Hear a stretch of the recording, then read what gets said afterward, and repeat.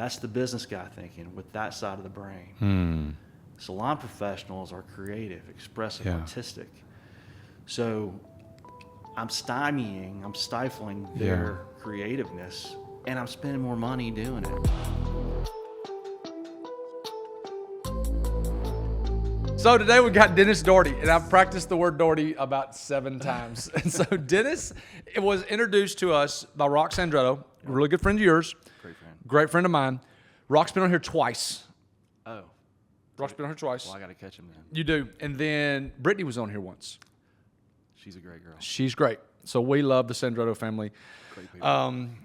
He's talked about you before in just nothing but glowing ways. And so me getting a chance to meet you today is great. And to be honest, everybody out there, so the way this thing works is the best guests usually are people that get referred saying, hey, this guy would be a great guest. And he said that months ago. And I just didn't follow up on it. And so I followed back up and it's like, hey, let's talk to this guy. And so before today, you and I have never spoken a word. We've been talking for about 10 minutes. That's right. It's been awesome so It's far. been great. Yeah. So the way this works is we're going to go through your background, and then what we'll do is we'll just ask different questions. So Dennis's focus and his expertise is franchises. Correct. And so that's something I've never had on here before. Now, I've had Jason Black, who owns 8 McDonald's. Yep, I know Black. He's great. Love him as a human. Love him as as a business owner. He's a great human being. The whole Black family is great. And then, but that's really my extent of franchises. Okay. I got some buddies that own Chick-fil-A's, but that's really kind of they're kind of out there in their own universe. Different silo. Yep, different silo of franchises. So we're gonna get into that in a second. But first, who are you? Where are you from? All those good things. Where'd you grow up? So I grew up here in Birmingham. Okay. Lived here for 13 years over in the Huffman-Roebuck area. Oh, yeah. Dad got transferred to Atlanta when I was 13, so I moved to Atlanta like the week before my freshman year. So that was a lot of fun. Social suicide. Well, it gets worse. He worked for a company called Ecolab that's based in St. Paul, Minnesota. Month before my senior year, we moved to Minnesota. Now, where'd you go to high school in Atlanta? Lassiter. I know exactly where Lassiter is. Yeah. I lived in Smyrna for 2 years. Okay. So you live right over there in that area. Yeah. Lassiter's in Marietta. Marietta, Roswell. Yeah. Yeah, exactly. Yeah, that's great. So, Okay, good. Great area to be from. It's not bad now. It's just not as good as it used to be. Well, it's just Atlanta. I mean, It is Atlanta. People complain about 280. It's 280's all over the 280's map. Main Street compared exactly. to 285. So anyway, moved to Minnesota for my senior year of high school. Got accepted to Auburn, but I was just a long way home from Mama for that first step out of the nest. So wound up going to college at St. Cloud State in Minnesota, and stayed up there for a little while after that. Moved back here. Moved to Miami for a little while, but Birmingham's always been home. Now tell me about what did your parents do growing up? So Dad was at Ecolab. Dad was at Ecolab. He was a sales guy. That's where I get my sales from. It was just kind of bred in me. And Mom was a stay-at-home mom. It was back in the good old days when you could do that. That's right. And I miss those days. I wish it was a little slower. I agree with that. I think about that a lot. Yeah. And having 5 businesses or how many you got, it's just it's never stops. It does. So, Right. Phone is always ringing, and we always got to answer it usually. Yep, exactly. So let me ask you this: growing up, whether it be in Atlanta or Minnesota, so probably I would say really all three, Dennis. When someone, Aunt Susie at the family reunion came up and she said, "Hey, what do you want to be when you grow up?" What'd you say? I didn't have a clue. Didn't have a clue. No, I never. There was a time when I wanted to be a dentist because Dennis the dentist would be kind of cool. But other than that, if that's your reasoning, so let me say this: one of my roommates in college, Zach Jones, love him to death. He wanted to be a dentist. He was a biomedical engineering major at UAB. Yeah, it's extremely intelligent. I mean, we were two polar opposite ends of the spectrum, but we got along great. And I said, "Why do you want to be a dentist?" And he goes, the honest answer, I go, yeah. He goes, the money's good. I can work 3 or 4 days a week, hunt the rest, and have a great lifestyle. He said, and I think it's a very interesting field. That's the dream. Did it work out for him? Killing it. There you go. Lives in Heflin, Alabama. Got the dentist on the corner. and works as much as he wants to. His wife works the front desk. He hunts, he fishes whenever he wants to. I've seen him in videos in Texas driving a four-wheeler, jumping off of a four-wheeler and tackling a deer. No. Yes.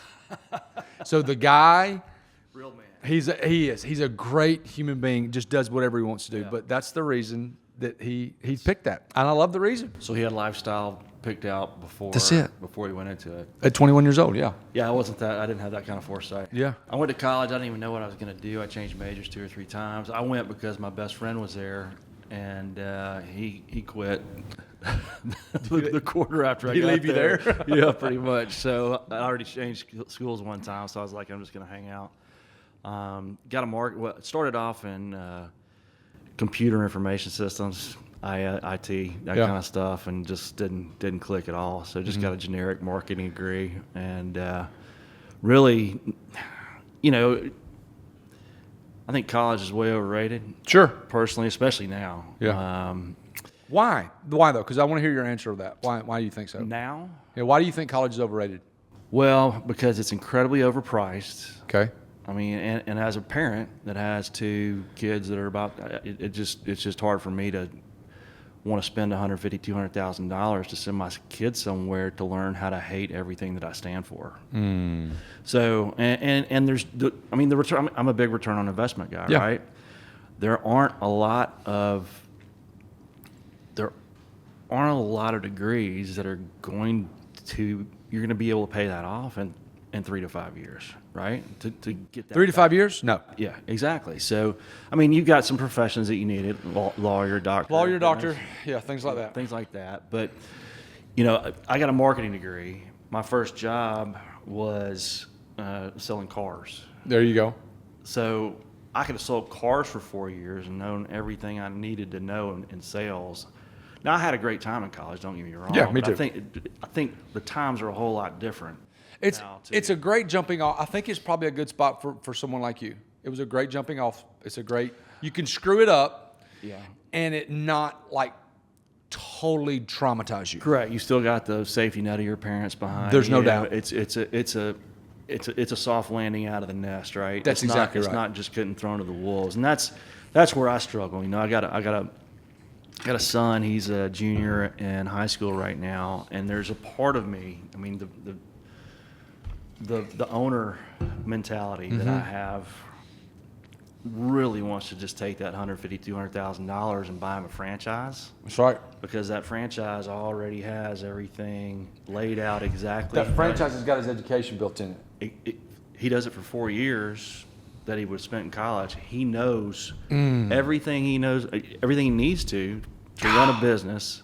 He's making probably 2 or 3 times as much as anybody coming right out of college at that point. And he's got a teacher. Now you're the anomaly. Correct. But like those franchises want you to succeed. Correct. So that's the beauty of, and that's why I go franchises. People say I'm an entrepreneur. I'm really not, because I'm taking somebody else's work and putting it in play. I've started 3 independent companies, and I'm batting .333. So it's good if we're playing baseball, boys. But business ain't baseball. It's hard starting from scratch, because you have a good idea and you think about that one idea, but you don't think about the legal and the marketing and the accounting and the systems and all that stuff that goes with it. With a franchise, everything's already baked in. Yeah. I talk about, I'm a franchise consultant as well, and I tell people that are looking at franchises, I talk about my wife, and I hope she doesn't see this, but perfect. She's not a great cook. Yeah. I'm an awesome cook. There you go. You know why I'm an awesome cook? Why? I can get on the Google box. That's right.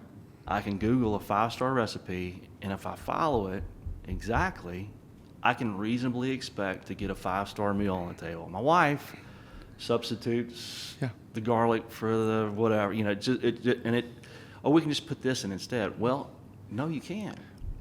So it's the same thing with a franchise. A franchise gives you that recipe. It's a matter of finding that recipe that you want to cook and think you'll like cooking on a repetitive basis over and over again. And then when you have that recipe down, then you can start adding the different tweaks to it to make it fit your personality a little Fit bit. you. Does that make Yeah, sense? totally does. So, so that's why I like franchising a lot, because you're starting, you do have to pay a premium for it, but you're buying somebody else's mistakes so you can avoid those mistakes. They've already done it. Great way to say it. Now, how did you get into franchising? So back in 2003, 2002, a buddy of mine worked at Choice Hotels. I was taking an ex-girlfriend to a wedding, and he showed up and he said, "Hey, I just got promoted. Do you want my job?" And I knew what he did, and I was like, What did he do? Heck yeah, he sold franchises for Choice Hotels. So, Comfort Inn, Sleep Inn, Econo Lodge. I started off Econo Lodge and Roadway. So Okay, so let me go back. So the Roadway, the Econo Lodge, the whatever, Johnny Smith or Patel owns that. Sorry, just leave it in there. But sorry, owns that specific hotel. So it's just like a McDonald's. Yep. Right. Correct. Correctish. Ish. Yes. Okay.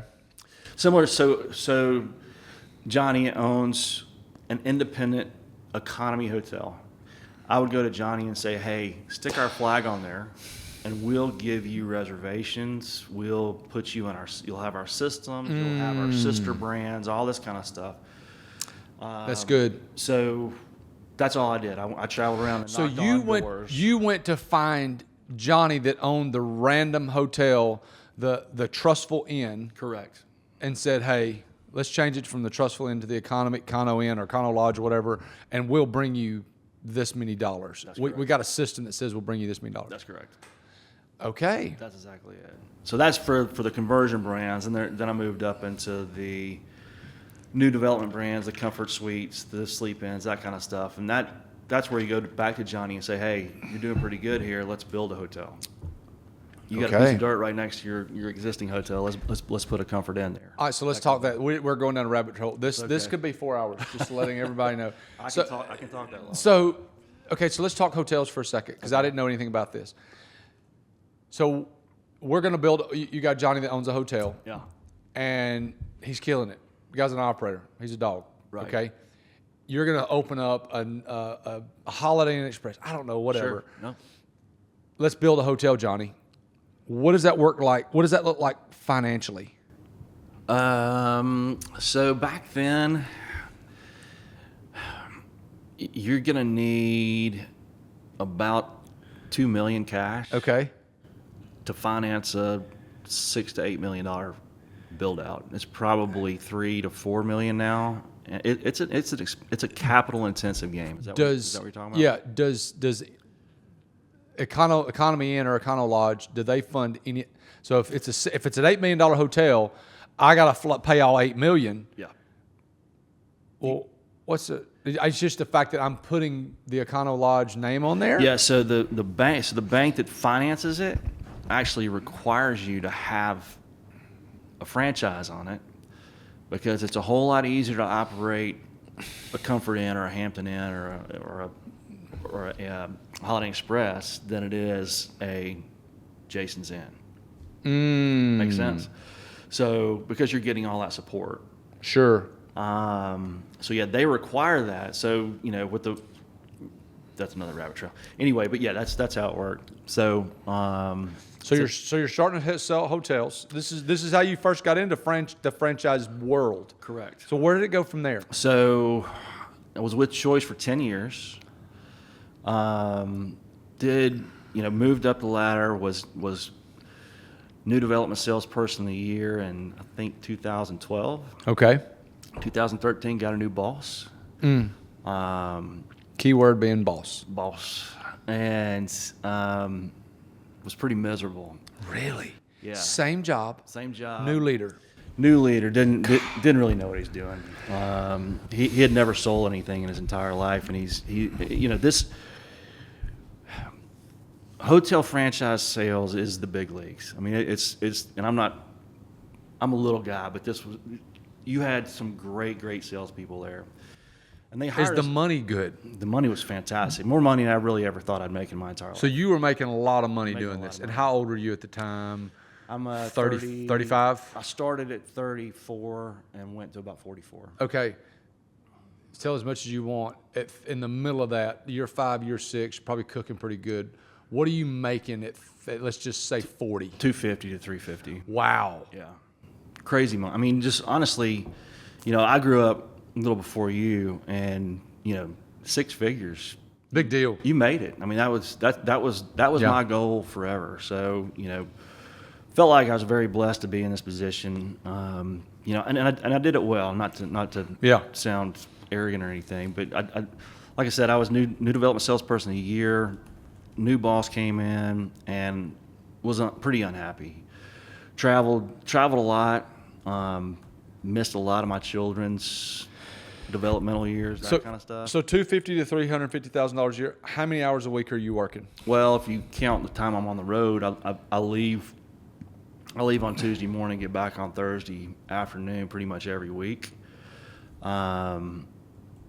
Monday and Friday in the office. I mean, I'm in the at home, so I've got some free time there. But right. And we played a lot. We had a lot of fun, but it was taxing being away. I mean, my wife was kind of stuck raising the kids, and I've been there. There's been some issues with that as far as my bonding with them and that kind of thing. So anyway, 21 Days of Prayer in 2013. Okay. It's funny because that's right around the time that I'm making my transition. Yeah. That's interesting. So I'm not real happy. I was not making $350,000 a year. So I just pray. I mean, and it's my number one thing to pray. I'm like, God, I'm not necessarily happy here, but I need a definite sign. Sure. That either this is where I'm supposed to be or I'm not supposed to be here. Well, careful what you ask for, because within 2 weeks, my boss calls me up and says, "Hey, I'm gonna be in Birmingham this afternoon. Where do you want to meet?" And I'm like, "Uh-oh." Did you know this was coming? So they had put me on a performance improvement plan, and which was silly, but because I knew what I was doing, and he didn't understand what he was doing. So anyway. I mean, you've been there 10 years, so obviously. I knew the job. It was just. Were you producing? I was a little bit behind that. I'd missed my number the year before by a couple deals, which is, we're on a quota of say 12 to 14 on an annual basis. This particular year, I probably have 2 deals on the board through June, but I got a lot of stuff cooking, right? And this business, it's all back-ended. You do most of your deals in the fourth quarter every year. So he fires me that day, and I say, "Listen, I've been here for 10 years. I got a lot of stuff cooking. Can I have 30 days to close these deals out?" Well, the next 30 days, God blesses me with 7 deals. I'm number 2. You closed 7 deals in 30 days? On a quota of like 14, so, and I mean, I'm humping, and I'm going all over the Southeast getting these things closed and begging for it a little bit. Giving a lot of stuff away, but I got 7 deals on the board. I got a bunch of money in the bank, so we could, kind of an earned severance package, for lack of a better word. So, I was number 2 on his team at the end of that 30 days. And I went back to him. I said, "Hey, I'd love to stay," but they said no. So, really? But it was God. Sure. It was totally God, because it really doesn't make any sense. When stuff doesn't make sense, it's absolutely, it's a God thing, right? So, fortunately, I had God, because I would have been curled up in a fetal position with a bottle of Jack Daniels in my hand if I didn't. How many kids did you have at the time? 2. Wow. So they were younger. They were probably 10 and 8 at that point. So a buddy of mine from Choice had moved over into so the franchise world has pretty much 3 silos: hotels, food, McDonald's, the Chick-fil-A's, that kind of stuff, and then everything else. Everything else is kind of in a big CertaPro, big bucket. Yeah, paint striping. Yep. Grass cutting bit. I mean, just anything like that. Anything. There's Okay. tons Hotel 3. Okay, that's the 3. I did not even know that. They just don't. But it goes to show what I know about franchise. I didn't know that hotels were in a franchise. I did not know that. Yes. They all are Marriott's. But it makes sense now Hilton's. because, like we all poke fun at, like, you know, the Patels that own every hotel Sure. between, you know, Huntsville and the coast. Yes. Okay, that makes sense now. All right, That's an interesting story too, but another time. Go. Okay. Okay, so your friend's there. So he moves to a company called Driven Brands. Driven. They have Meineke, they have Mako, they have a couple other smaller brands, but Those are franchises. those are franchises. So he hires me for Mako, and it's a terrible position because I'm trying to convert auto body paint store shops, independents, into Makos. Well, Mako is kind of the bottom of the barrel as far as, you know, nobody thinks that Mako is a step up for them. So, but it introduces me to this other bucket of franchises. Yeah. Just like you at the time, I didn't really know existed, right? Okay, so Driven has. Tell me about Driven because I've heard that name before. Driven's a big company. Those are the two big names that you would know. There's a lot of smaller brands that they know, but they've moved on in the private equity world. Okay. So they're looking for the next buyer. They're trying to build it up, either build it up to sell it to the next guy or cut out all the expenses to sell to the next guy. Right. So we were in a cut out all the expenses phase when I was there. Okay. And that's not a lot of fun because everybody's on pins and needles. Sure. Wondering when the next shoe's about to drop, that kind of thing. So, so while I was at Driven, we go to a franchise consulting conference. Okay. Where we're there as representatives of Mako, getting up in front of franchise consultants, telling them why they should tell their clients to buy Makos. Okay. With me so far? Yep. So, again, my eyes were not really open to this whole other bucket of franchises. So I sat in the audience as the other franchisors were there pitching their brands. I was like, I can do that. I can do that. That's a great idea. So Salon Suites was one of the concepts that was introduced to me that day. I'd never heard of it before. Didn't know what it was. Didn't grow up wanting to be in the salon world. So You don't look like a stylist. so that night we actually went to the dinner with one of the Salon Suites franchisors. I just learned more about it, got interested in it, and started researching it, and wound up landing on Phoenix Salon Suites. Was my first foray into the salon suites, or into the franchise world. I signed the franchise agreements with them in June of 2014 and told them, hey, you know, I really like this concept. If you guys ever need any help in the franchise development side of things, I'd be happy. You know, I'd love to come on board with you. So your first franchise was a Salon Suites. Correct. And so the question I here is, how did you get into franchising? So you got into franchising by going to a franchise consulting conference, Yep. working for company A, and you hear these other places and go, that sounds awesome. Yep, exactly. So you meet with them while you're there. Yep. I'm sorry, I'm trying to unpack this. You meet with them while you're there. Yep. And then you end up buying a Salon Suites franchise. Correct. Okay, let's go back. Okay. How did you afford a Salon Suites franchise? So I'd done pretty well at Choice. We still had some money left over. Okay. And the first one really wasn't that expensive. I mean, relatively. We used some home equity and some things like that. And basically, Val and I, you know, my wife, Valerie, I remember we were at Pablo's at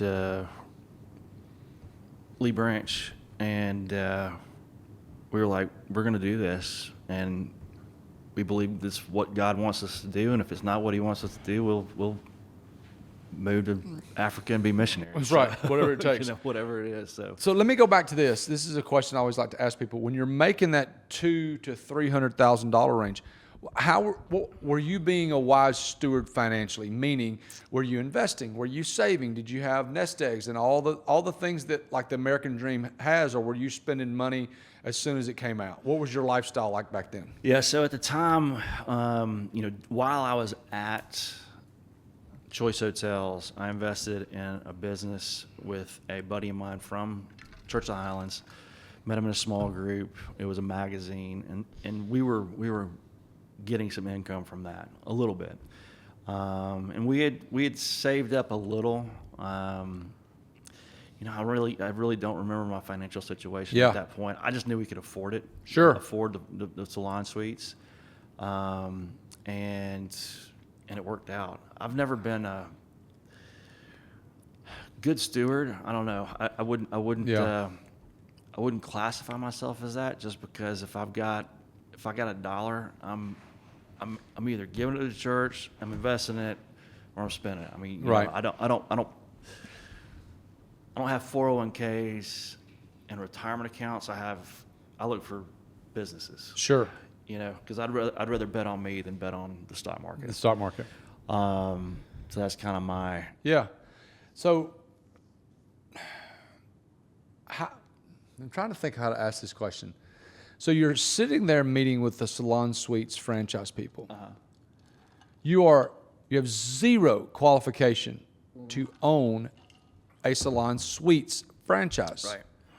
Why do they give it to you? Well, first off, it's the easiest concept in the world to run. I told you earlier, I run 5 of them in Birmingham right now, and I play golf every day of the week. Yeah. We tee off at 7:40. I'm done by 10 o'clock and back in the office, and can operate those things. And I rarely go into them at all. I just picked up 2 more. We can talk about that later, but so I'm having to work a little bit more on those right now. But once those are full, once those are converted, then I'll be back where I don't go into the locations hardly at all. Because so Salon Suites, for those of you who don't know, we take a retail space. It's about 5,000 square feet. Okay. We cut it up into individual salons, so they're about 110 square feet apiece. Salon professionals open their own business inside of our location. So they have their own shampoo bowl, their own chair, their own mirror. All of it. They create the space that they've always dreamed of inside of our location. And we just make sure the lights are on, water's running, and the place is clean. So Susie, Yep. the stylist, Yep. and Jennifer, the stylist, their 110 square feet are going to look totally different. Totally different. So is there a front desk person? No. No. I have one employee that's a regional manager that goes around and cleans the place on a daily basis and makes sure anything that happens, that's pretty much their point of contact to give them a call. I got a leak, my whatever. So tell me about this franchise. Okay, so let's break this thing down. Okay. So you own a Salon Suite. How many 5,000 square feet? How many people are in each suite? In each location. Let's just say it's 5,000 square feet. 5,000 square feet, you're going to be looking at 28, 29 suites inside of that Okay, location. 28, 29 suites. Uh-huh. I know the market's different in Birmingham as it is in Atlanta, as it is in Albuquerque. Yep. So on average, what do each of those stylists pay for rent? For a standard suite, $305 per week. Is there an above standard? So there's a premium suite. Okay, tell me about that. About 135 square feet. So So it's that's $355. It's just a little bit more money. Window suites are $355 for a standard size. Okay. You just base it on the square footage and whether it's got a window or not. Okay, so you've got that income. So let's just say $300 per rent. So 28, whatever that number is. What of that amount do you have to pay out to Salon Suites? Do they have is there a percentage you pay with them every month, or is it a flat it's per fee? square foot. It's like 38 cents per square foot per month. So for a 5,000 square foot space, you're looking at just shy of $2,000. So you got to pay Salon Suites $2,000. So here's your expenses: $2,000 to Salon Suites. Yep. And then whatever the mortgage is, Rent. Yep. insurance, Yep. taxes. Yep. I mean, property taxes, or no, not property taxes. Taxes are included in the rent, so you're Yeah, 'cause that's you're included- renting. triple net. Yeah. Now, why do you not buy the Yeah, location? It's a great question. A lot of people ask that. So when we go into a space, let's talk about a 5,000 square foot space. Yeah. If it's just a standalone space, Okay. not only do you have to have that building, you have to have parking that goes along with that, which requires acreage. So to own a facility that could accommodate one of these locations, just that you're probably looking at $2 to $3 million. So 28 people. So let's just look at it for example. Uh-huh. Okay, so you got 28 stylists in there. Yep. Let's say 25 because it's easier math. 25 Sure. stylists in there. Yep. And they're working. It's Thursday at noon. Yep. They're working. It's 25 people. Uh-huh. Say they're full. Yep. There's 50 parking spots. Yep. Say there's 10 people waiting. You're at 60. Yep. It's big. It's a lot of freaking parking spots. Lot. Parking spots are expensive. People don't understand this. Parking is expensive, and people think it's just asphalt and lines, but every square inch of property has a lot of value. 1,000%. I mean, And on the 280, Oh gosh, it'd be more than that. It'd be $4 to $5 million and that's just for the building. That's before the build out, right? So the build out, when we first started, build out was in the neighborhood of $100 a square foot. Now you're looking at $150 to $180 a square foot, which I'm not doing Salon Suites anymore. I got lucky and picked up a couple in the last month or two. And they're existing. They're existing. So your original question was why don't we, because it's super capital intensive. Yeah. I mean, go back to our hotel example earlier. I could for that kind of money, I could get in the hotel world, which is a whole lot more lucrative. But with Salon Suites, so we go into a space. We got one over here at Patchwork Farms, right? Yeah. It's right here. By the Publix. By the Publix, exactly. So we got that space, and for that location, we got $42 per square foot in tenant improvement money from the landlord. Okay. If you're the landlord, you don't get that. You pay everything. So that was it was about $200, right around $200,000 that they gave us to put that in there. That reduces your development cost tremendously. Whoa. Yeah, I know. Tom Smith owns that building. Yes. Okay, Tom Smith owns the building. Uh-huh. Hey, Dennis, I'll give you $200,000 Yep. to come in here and build out this thing like you want it to be built out. Yep. And then you have to sign how long of a lease? 10 years. It's pretty standard. Yep. 10-year lease. Sarah, you asked that question not long ago. 10-year lease, and they're going to supply you with $200,000 to build this thing out. How much would that build out cost about? That build out about $750 just for the build out. So $750,000. So you got to come out. You got to come up with $500,000. Right. So you got $500,000 in a build out. Dang, that's a lot more than I thought. Plus, then you got the then you have the furnishings for the rooms, which That's is not counting. Don't the girls bring? Or I say girls. That's really sexist, but like most of them are girls. I say it all the time. Yeah, most of the people bring. Even the guys are girls. That's right. Most of them bring in their own stuff. Yeah. But you gotta supply the chair. You gotta supply the Shampoo bowl, wall cabinet. We don't supply a lot. We supply just enough for them to get started with what we provide them, but we really want them to go in there and make it Susie's space. We don't want it to be Dennis's space. No. A lot of our competitors fill up the room with cabinets on two walls, shelves next to the cabinets, mirrors here, the shampoo bowls here. There's no freedom. There's no creativity that they can put. So it's And it's more expensive. It's tremendously more expensive. It's Dennis's suite at that point, right? If it's just a shampoo bowl and a chair, basically that's it. they can come in there and go crazy. We want them to go crazy because the crazier they get, the more attached to that suite that they are. The less likely they're going to leave. Bingo. How long do they have to sign a lease with you? Oh, Dennis. Month to month. Month to month? Yeah.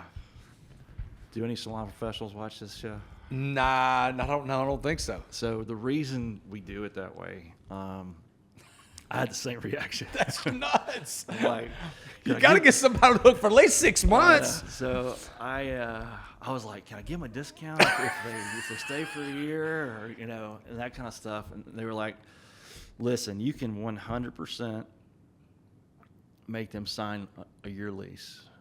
And if they break that lease, you can 100% take them to court, and you will 100% win, and you will 100% get $0. No money. No money at all. I own apartments. I evicted somebody not long ago. It cost me $350 to get the eviction process going. Yeah. It was another $70 to do something else. They owed me $2,200. Do you know how much money I got out of them? $0.99. So that's why we do the month to month, and we use it as a selling point. Now, are you less expensive than other suites? Yeah, right around the same or more? We're more Because you can go month to month. because we're better. I mean, Yeah. I know that. No, I love it. We really, because we understand salon professionals. So Phoenix, the reason I landed on Phoenix, I was looking at a couple other ones that are really good. Actually, the biggest one I looked at, it's called Sola. There's a few of them here in town. Great franchise, nothing wrong with them, but they were started by business owners and real estate developers. The reason I like Sola is for exactly the reason we were just talking about. They had cabinets, the mirrors, the shelves. They had everything you needed to start your business. And I was like, this is great. I can walk in here.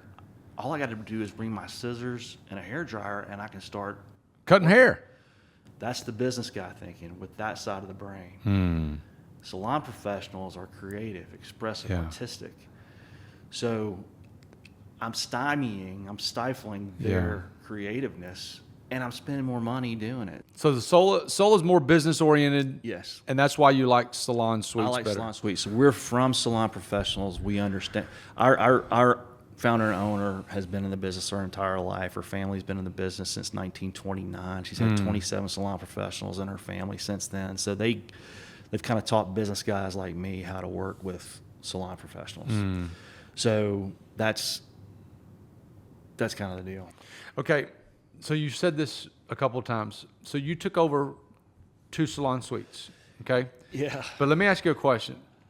What makes you think that you can run those 2 Salon Suites franchises better than your person that you're taking over from?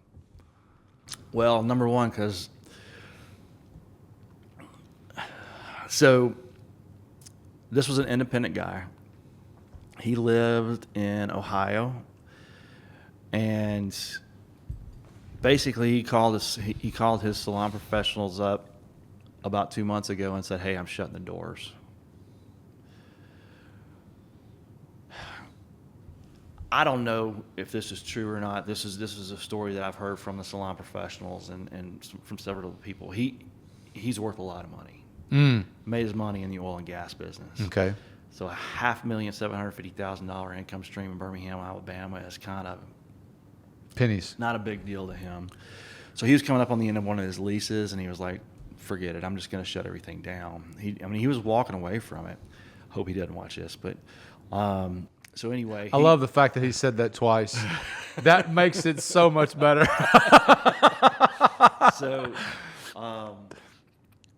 So anyway, I've got a relationship with two of the landlords that he was in, and I just went to him. I said, "I'll take him over," and then we worked out a deal. So you said you're taking over the leases.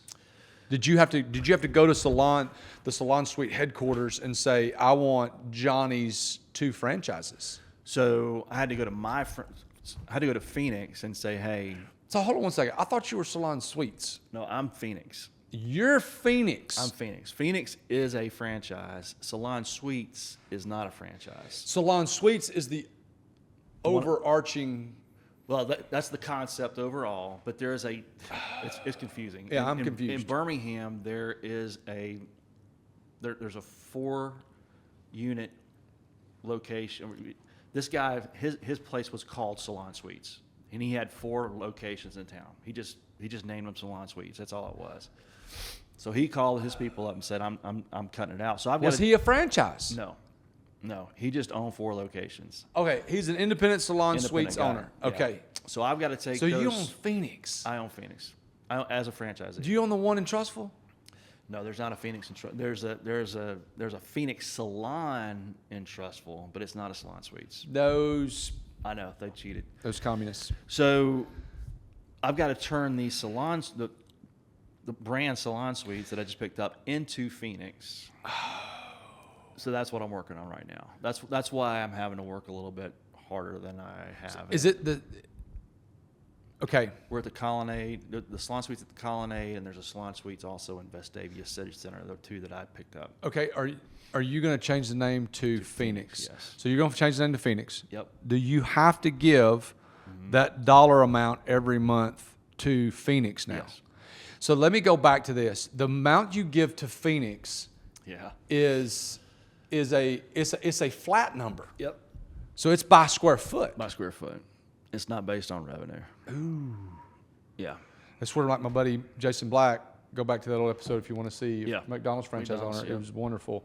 He gives percent of revenue. Correct. So you can predict your outgo. Yeah, every mine's month. flat, which is great if you're full. It's a little harder if you're not. But it works out to about 5 or 6%. Does it really? Okay, that's not bad. So you're going to turn these into Phoenixes. When did you take these over?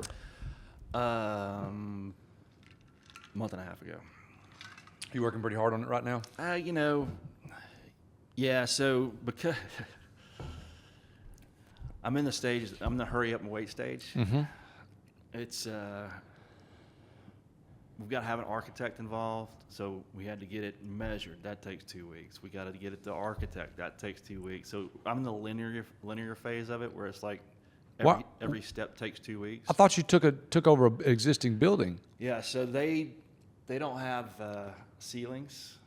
So it's like industrial like this? Correct. It's just open air ceilings. You got to have drop ceiling? We're gonna put drop ceilings in the rooms and hard ceilings in the hallways. We're gonna have to redo the air conditioning systems, redo the sprinkler systems, redo the lighting, all that. Why are you doing all that? Do you have to? Because it's better. I mean, it's so loud in there right now. He built it. He was a business guy. Mm-hmm. He built it exactly like I would have built it if I had done Dennis's Salon Suites and not Phoenix. But with no ceilings, there's tons of noise transfer. There's odor transfer. You got a lot of smells in the salon, right? And we talk about with salon professionals that are taking tours that a salon professional's secondary job is a therapist, right? Absolutely. It's like a bartender, right? They listen to your problems and all that kind of stuff. Well, in an open air salon, you get a little bit of that. In a closed-in room, those therapy sessions all of a sudden become very, very intimate, and it enhances the customer experience. And then that customer says, so good. "I've got this great space. You need to go see Jessica at Phoenix," and so they get a lot more referrals that way. So that's our philosophy. That's what we sell, at least. That is really good. That needs to be clipped. That was when you say it like that, that's not a selling point. That's reality. It is because like even sitting like when I used to have hair and used to get my hair cut, even sitting there with Madison, yeah, she would tell me crap that was like, what? Yes. Say what? And it was open air. Like Susie was sitting from here to that camera. Yeah. But I can imagine sitting in a room, closed door, with Michelle, and me just pouring out my soul to Michelle. Yeah. It's all okay. It's all. I mean, I never even thought of these things before, but man, everything is a business. I love business. Everything is a business. Yep.